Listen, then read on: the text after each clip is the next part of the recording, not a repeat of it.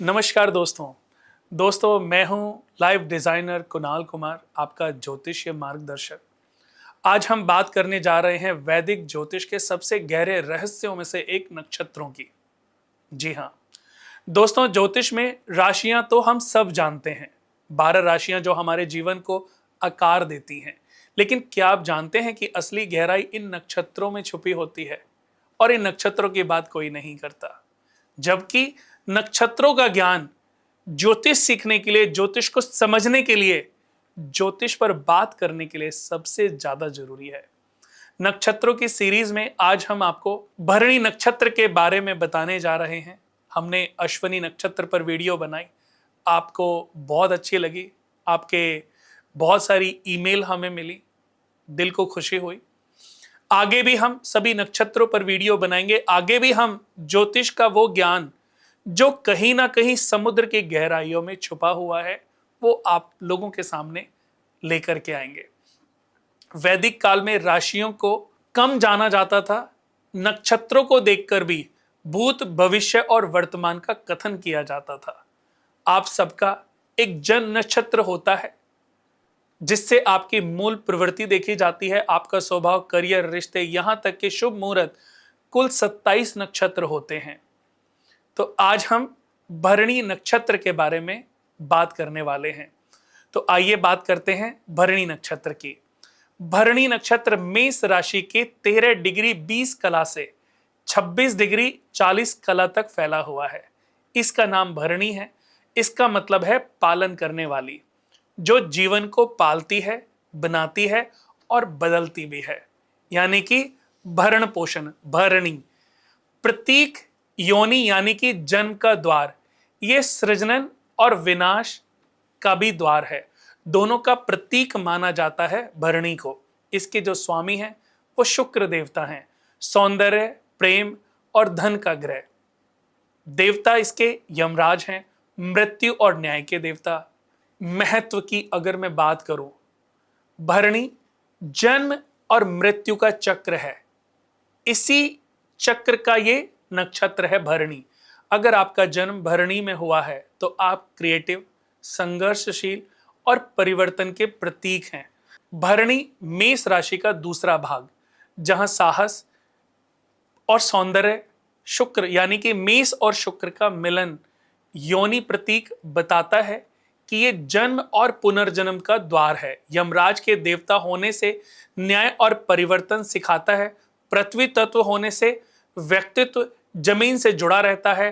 तमस गुण गहराई देता है। रहस्यमयी लेकिन शक्तिशाली स्थिति उत्पन्न करता है।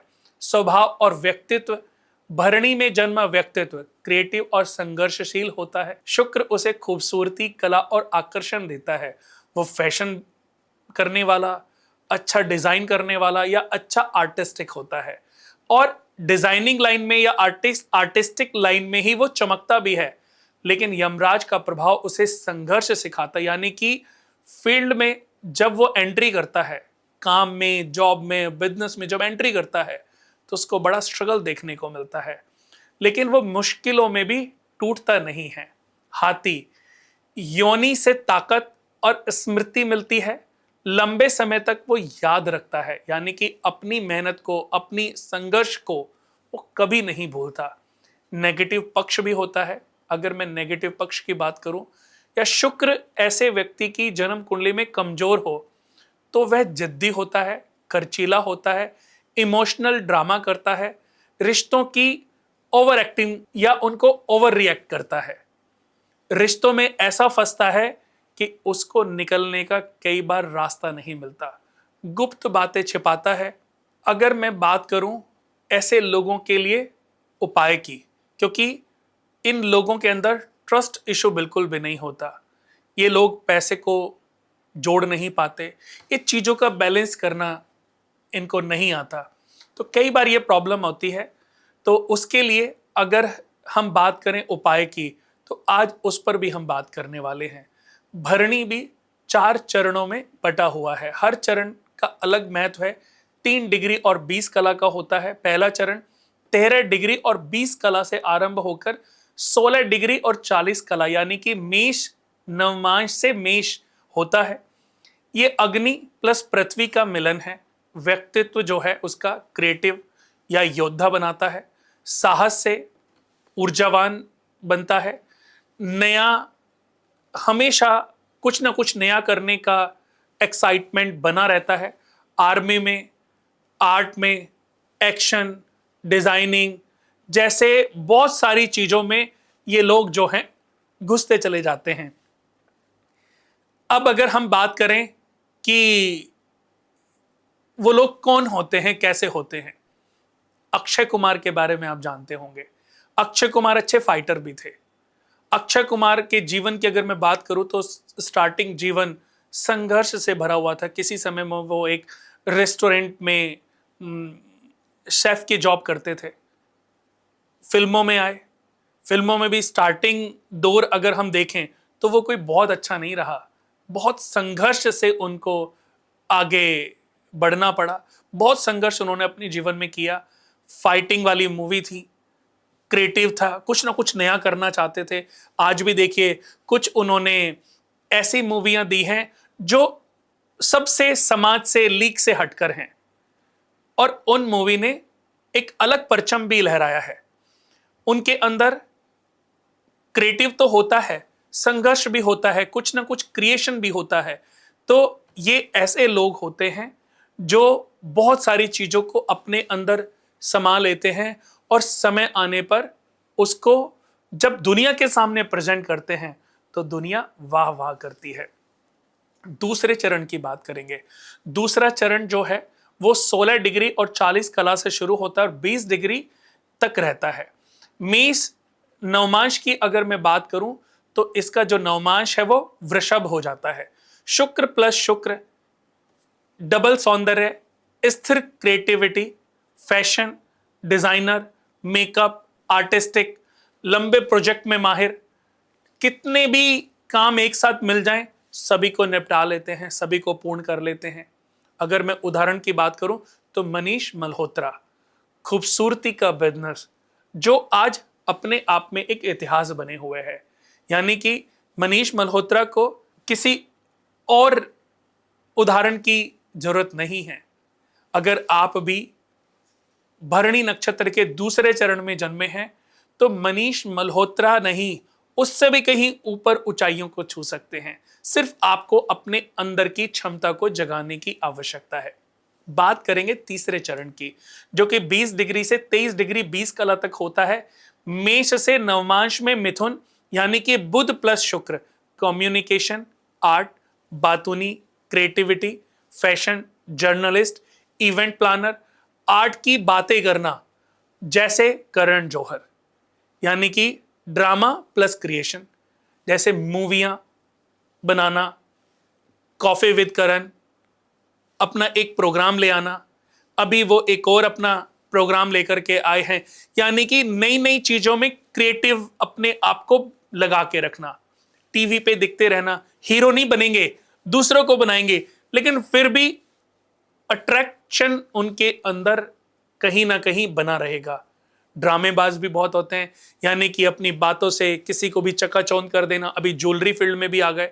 तो ऐसे और भी बहुत सारी परिस्थितियां हैं जिसमें हम करण जौहर की बात कर सकते हैं। उनके बारे में और भी बातें कही जाती हैं कि जैसे अभी उनको 3 बच्चों का सुख भी प्राप्त हुआ है। वो मेडिकल ट्रीटमेंट से जरूर हुआ है, लेकिन प्राप्त हुआ है। तो ऐसे लोग दूसरों की परवाह नहीं करते। दूसरे उनके बारे में क्या बातें करते हैं, क्या बातें फैलाते हैं, उनके बारे में क्या सोचते हैं, उनको इसका कोई फर्क नहीं पड़ता। नई नई जो आज अगर हम देखें तो जितनी भी ये बॉलीवुड इंडस्ट्री है, नई नई जो यूथ है, नए बच्चे बड़े होकर के अभी जो फिल्म लाइन में आ रहे हैं, सब उनसे चिपके रहते हैं, सब उनके इर्द गिर्द घूमते रहते हैं। यानी कि उनके साथ अपने रिलेशन को अच्छे से चमकाना और बनाना चाहते हैं, ताकि कहीं ना कहीं उनको भी इसका फायदा मिले। तो देखा जाए, करण जौहर को अपना फायदा किसी से भी लेना बखूबी आता है। चौथे चरण की बात करेंगे, जो कि 23 डिग्री 20 कला से 26 डिग्री 40 कला, यानी कि मेष राशि, मेष लगन पर, और इसका जो नवमांश है वो कर्क, यानी कि चंद्रमा प्लस शुक्र का कॉम्बिनेशन। अब ये इमोशनल है, क्रिएटिव भी है, इसको जैमिनी राजयोग भी कहते हैं। मदरली आर्ट की अगर मैं बात करूं तो वो इसी कॉम्बिनेशन से देखी जाती है। इंटीरियर डिजाइनर या जितने भी जो बड़े इवेंट डिजाइनर होते हैं या बड़े घर डिजाइन करते हैं, बिल्कुल कुछ अलग करके दिखाना, या जो कुक होते हैं, जो शेफ होते हैं, जो नई नई चीजें इवेंट करते रहना, कुछ ना कुछ कॉम्बिनेशन से नया खाना बनाते रहना, या नए से नए घर को, एक घर बना दिया अब उससे 21 बनाना है, फिर उससे 21 बनाना है। तो ये सोच होती है घर की खूबसूरती बनाने वाले लोग, जैसे स्मृति ईरानी। ड्रामा और इमोशनल अगर मैं उदाहरण की बात करूं तो उन्होंने पहले देखा जाए बॉलीवुड में भी काम किया, सीरियल्स में काम किया, एक्टिंग से सबका मन मोह लिया, इमोशनल स्पीच दी, बीजेपी में आ गई, अपनी स्पीच से लोगों को अपना मुरीद बना लिया। करियर और धन इनके पास बेशुमार, अपनी मेहनत से, अपने चीजों से इतना आ जाता है कि इनकी एक दो पुश्तों को सोचने की आवश्यकता नहीं पड़ती। भरणी नक्षत्र में जन्मे जो लोग हैं वो क्रिएटिव फील्ड के होते हैं और इसी में चमकते हैं। फैशन, ब्यूटी, आर्ट, गायनेकोलॉजी, संघर्ष भी जरूर होता है लेकिन संघर्ष से वो सफलता की सीढ़ी को प्राप्त कर लेते हैं, धन कमाना आता है। ये अपने जीवन में अपनी मेहनत से, अपने प्रयत्नों से, अपनी ऊर्जा से, अपने तरीकों से इतना पैसा कमा लेते हैं कि इनको कम से कम सोचने की जरूरत नहीं पड़ती। और अपने बाद ये दूसरी पीढ़ी के बारे में ज्यादा सोचते नहीं हैं, अपने लिए जिंदगी जीते हैं क्योंकि इन्होंने संघर्ष करके पाया है। तो अपनी जिंदगी को पहले फुलफिल करते हैं, उसके बाद जो बचता है वो अगली पीढ़ी के लिए ये दे भी देते हैं। दोष और उपाय की अगर मैं बात करूं तो अगर कोई भी व्यक्ति भरणी नक्षत्र में पैदा हुआ है और शुक्र ऐसे व्यक्ति की जन्म कुंडली में छठे, आठवें या 12वें घर में बैठा है और नीच राशि में है और साथ में मंगल बैठ जाए या कोई पाप ग्रह की युति बनी हुई है तो शुक्र दोष लगता है। रिश्तों में भी ड्रामा, रिश्तों में भी प्रॉब्लम, घर में भी प्रॉब्लम, हेल्थ में भी प्रॉब्लम, बहुत सारी प्रॉब्लम ऐसे व्यक्ति के जीवन में बनी रहती हैं। सेक्सुअल प्रॉब्लम ऐसे व्यक्ति को बहुत होती है, चाहे वो पुरुष हो चाहे वो स्त्री हो।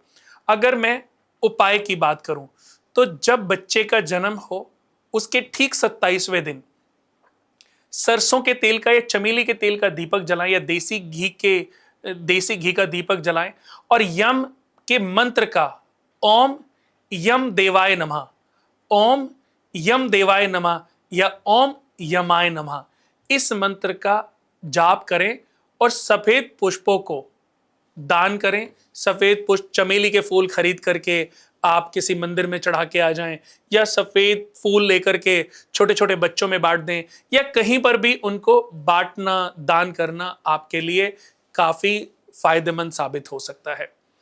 दोस्तों, भरणी नक्षत्र एक जन्म और मृत्यु का द्वार है, सृजनन, संघर्ष और परिवर्तन का प्रतीक है। अगर आपका जन्म भरणी नक्षत्र में हुआ है तो आप क्रिएटिव ट्रांसफॉर्मर बन सकते हैं। आपके अंदर कलाएं बहुत सारी हैं जो आपके अंदर छिपी हुई हैं, सिर्फ उनको बाहर लाने की जरूरत है।